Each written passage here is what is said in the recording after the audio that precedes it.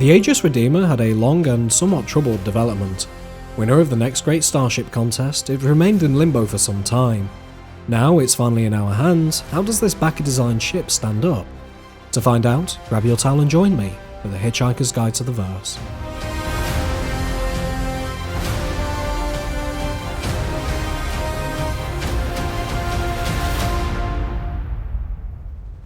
Quantum trap initiated.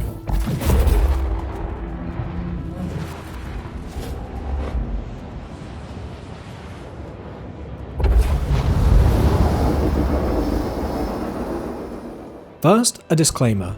We will never suggest that you make additional pledges to Star Citizen beyond the Aurora or Mustang, as everything can eventually be earned in-game.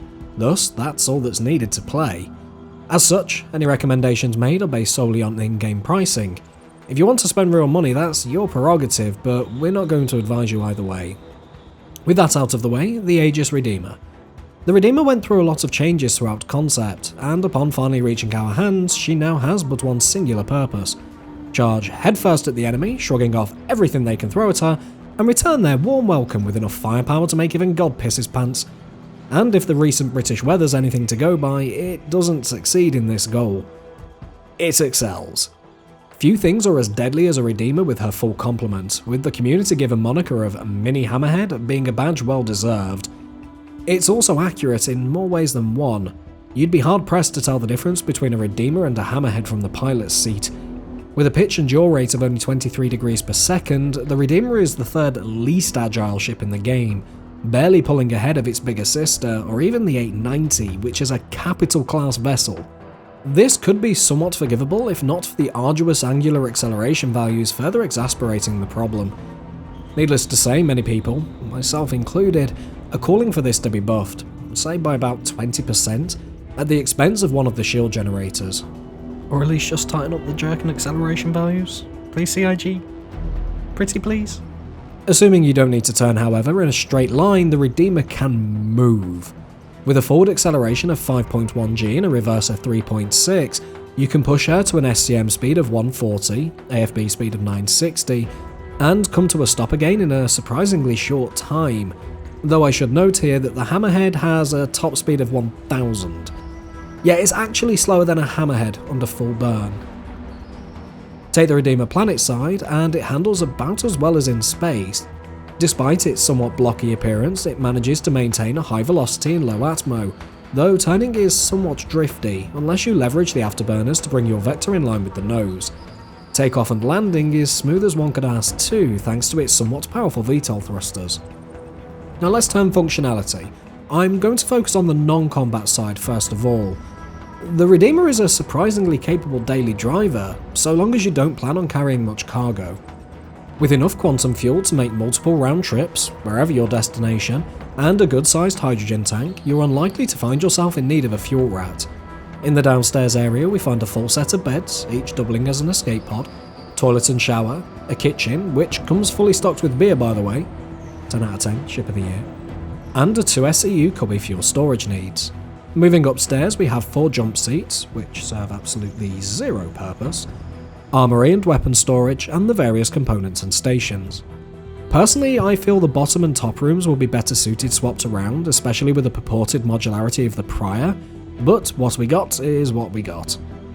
Enough of that though, let's talk about the key selling point of this ship, the guns. With 2 manned turrets, each sporting twin size 5 mounts, 2 remote turrets sporting twin size 3s, and 2 size 4 hardpoints for the pilot alongside 16 size 2 missiles, the Redeemer has enough Daka boom to delete anything smaller than itself in a matter of seconds, and anything bigger than itself in, well, actually still seconds. For context, if you stay outside of the Hammerhead's range, it's still dead in 18.6 seconds. Slip into a Hammerhead's range, however, and you've got little to fear. With 2 size 3 shield generators and 20,000 health on both the nose and body, the Redeemer is a tough nut to crack, even with those engines. She might be lightly armoured, but that doesn't matter when you have this much shielding. There are some drawbacks to be found, however, specifically within the manned turrets, where most of the firepower is concentrated. Whilst they offer a fantastic coverage overall, peripheral view is extraordinarily limited, forcing you to rely on your HUD and radar to keep eyes on the target, and if you lose one of those turrets, her vicious bite quickly devolves into a bark. I do also want to take a moment to address one of the more polarizing issues of this ship: its looks. Personally, I hated the Nutcracker engines at first, as well as the boxy belly. It's just not Aegis. But it cannot be denied that CIG have done the best they can to smooth it out and bring it in line with the manufacturer's looks. From the front, she creates a damned imposing silhouette, and from the back, well, that exists. And honestly, the engines are actually kind of starting to grow on me.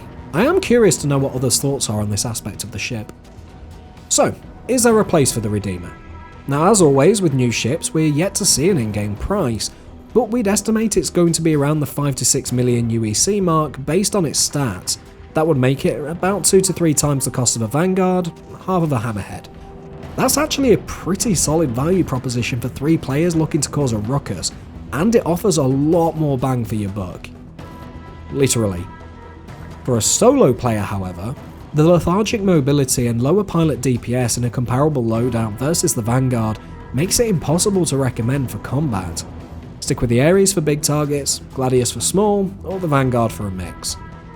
As for a daily driver, unless for some bizarre reason your daily driver needs enough firepower to mandate a new article be added to the Geneva Convention, no. At the 5 million UEC mark, both the MSR and C2 offer far more flexibility for your creds, with many cheaper options existing from Drake and Misk that would fill the role better. And that's all on that. Let us know your thoughts down below. And whilst there, remember to like, subscribe, yada yada yada. And with that, we thank you for watching, and we'll catch y'all next time.